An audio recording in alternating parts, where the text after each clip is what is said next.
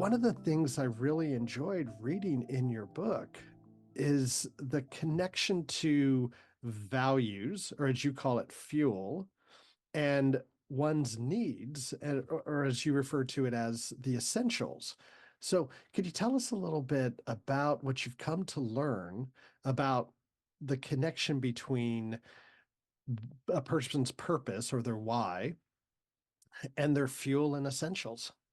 I couldn't find a connection, a book that would, or a school or a program that would offer a connection between who you are, your why, your how, and your what, right?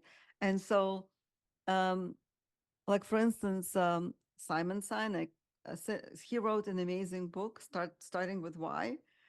And I then started to try to work on my why. And I realized it's not so easy. It's just not, because it sounds very easy, but it's just not. And before you get to why, you really need to understand who you are first.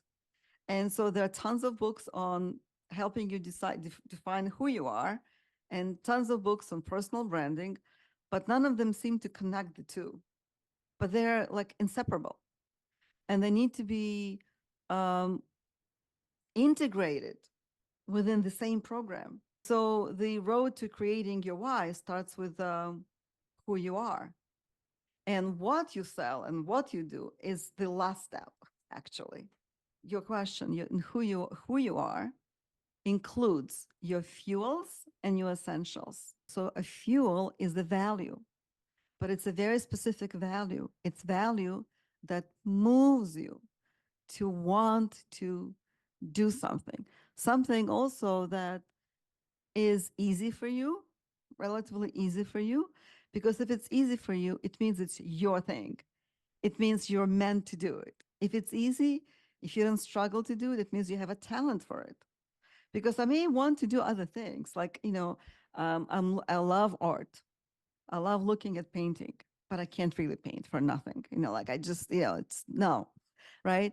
So those are the fuels, and they're always joyful. It's always something that, oh, I do it well. Yeah, Marcus Buckingham in First Break All the Rules, when I read the book 20 years ago, and I found that some of the research he did at Gallup showed that only 20% of people are actually able to use their strengths in any given day, and defining strengths as something they're good at, but also something that gives them energy, something they're passionate about. And when I read that, it was heartbreaking. The idea that 80% of people are showing up to work and doing the thing they're probably good at, the thing they get recognized for and rewarded for, and that probably feels good, and probably the reason why that person had that thing at the top of their resume.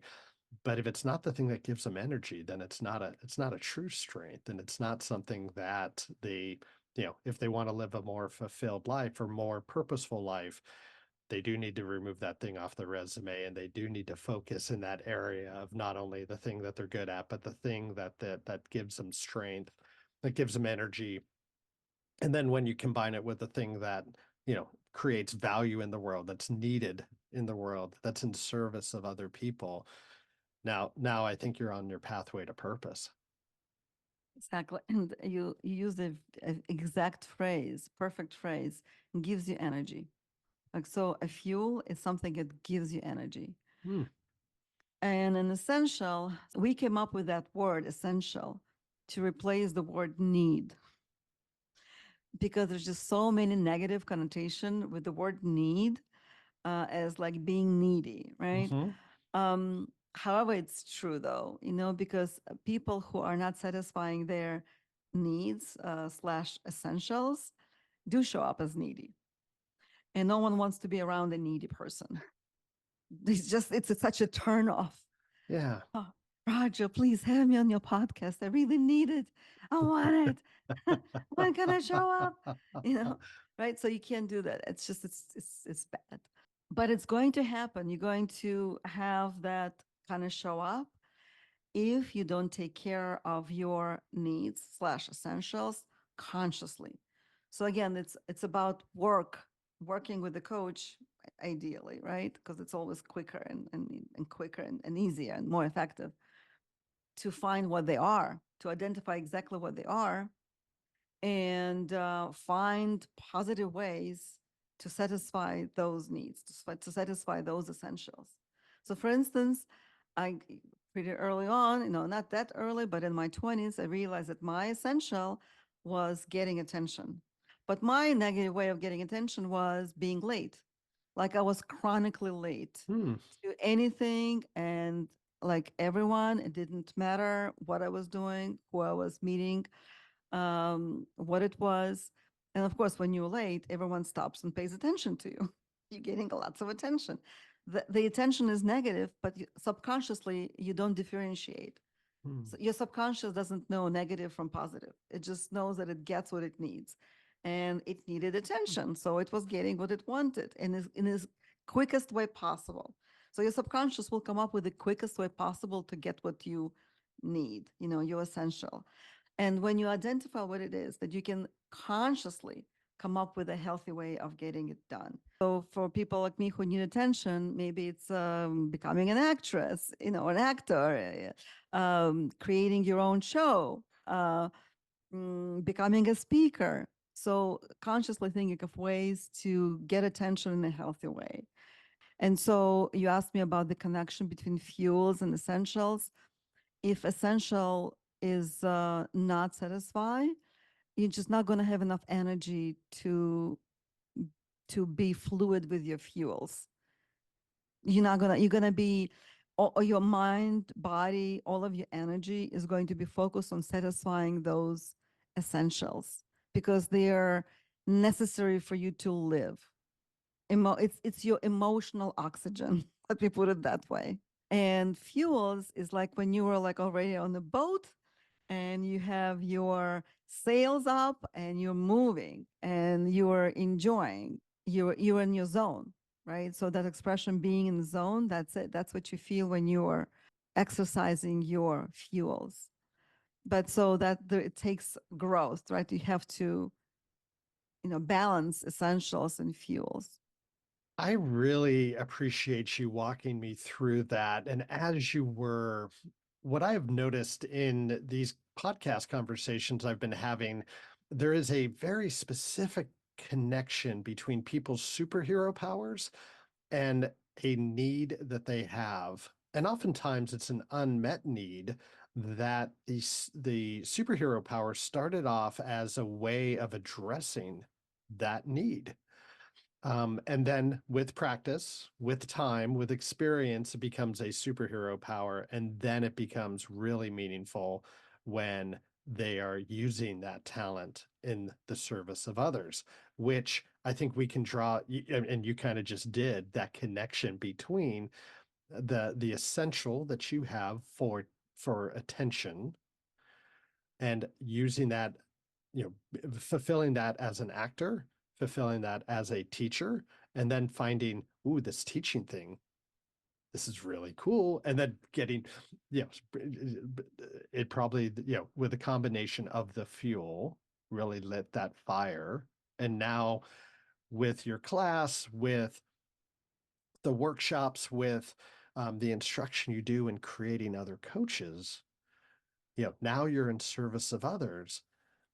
It's you've kind of proven out your model, and it resonates with me because it's what I'm witnessing here on these podcasts about how these pieces connect in a really, really exciting way.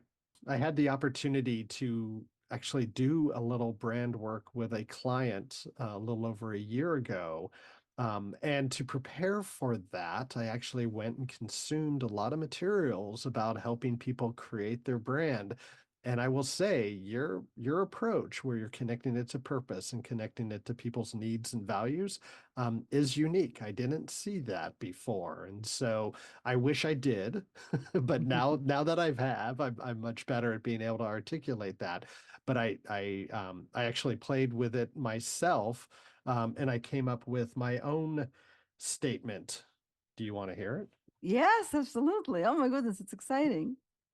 I believe I am unlocking my potential when I am working with others to unlock their potential. I love it. That's great. It's great. And it's tied to my fuel of having impact. And you in the book you break out fuel by categories, and so there's impact, and the word in there that really resonated with me is spark. And I think that's creativity, innovation, energy, but then also freedom. Mm. And the word under the freedom category was liberate. And I think it goes back. I was telling the story earlier about Marcus Buckingham, and that 20% of people, there's 20% of people out there that get to experience their strengths every day, meaning 80% don't, meaning that there's a lot of people that are like sort of tied in a situation that's not giving them energy, that maybe makes them feel stuck. And to me, I want, helping people unlock their potential feels like liberating them from that experience. And then my essentials, my needs, is to be acknowledged. And I've talked about that in terms of with with my clients. Like, the thing I am looking for is at the end of the engagement for them to say thank you for the contribution I made. Now I'm getting paid for the work. I'm seeing the impact. Like, I see all that stuff, and that stuff's really valuable, but I've always known it's that acknowledgement is really important to me. So as I was going through the book, and I'm like, yeah, my essential is to be acknowledged. And I can tie that back to an unmet need. And I'm sorry, this is beginning to sound like a coaching session or maybe even therapy. When I was growing up, we moved every year. And so from kindergarten through the end of high school, I went to 8 different schools, lived in 8 different towns. Um, and so not only was I was the new student without a friend group at the beginning of every year, I also had a speech impediment, and I was pronouncing my R's as W's. So I was the kid with the funny way of talking, and the new kid. And I take away from that experience that I was being acknowledged, but not for the right thing, not for the thing I wanted to be acknowledged for, and maybe even not seen as someone who is valuable. And so this idea of the work that I'm doing, yes, I want to be acknowledged, but I want to be acknowledged for actually making a real impact, a real contribution to the lives of others. And I see that as where, their unlock is tied to my unlock. And that gets us back to liberation, because it makes me think of the Lilla Watson quote. Lilla Watson is an Aboriginal activist who is quoted as saying, if you've come here to help me, you're wasting your time. But if you've come here because you realize your liberation and my liberation are tied together, let's get to work. And that sparks joy and fuel for me. Well, I mean, I'd like to acknowledge you, Roger, for all of these amazing thoughts. And you're such a great interviewer, and it was easy to talk with you. And I really hope that we are going to jointly create impact. Your fuels and essentials are very close to mine, very close to mine. And no wonder it's easy, for us to talk with each other.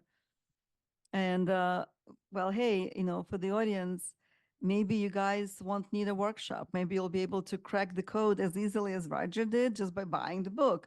So it's me, my brand, and why. It's available on Amazon. Just type it up correctly, and it'll come up. And just that's it. And leave us your recommendations and feedback. And I would love to hear your whys. I would like to hear whys and what you come up with from all of our listeners. It's amazing. I think that this is speaking about impact. Uh, just even that you read it and it inspired you to do Mm-hmm. the homework and actually get this done. And you were telling me all of the stuff that you were just sharing. It's amazing, so I'd like to acknowledge you for that work as well. Well, when the student when the student is ready.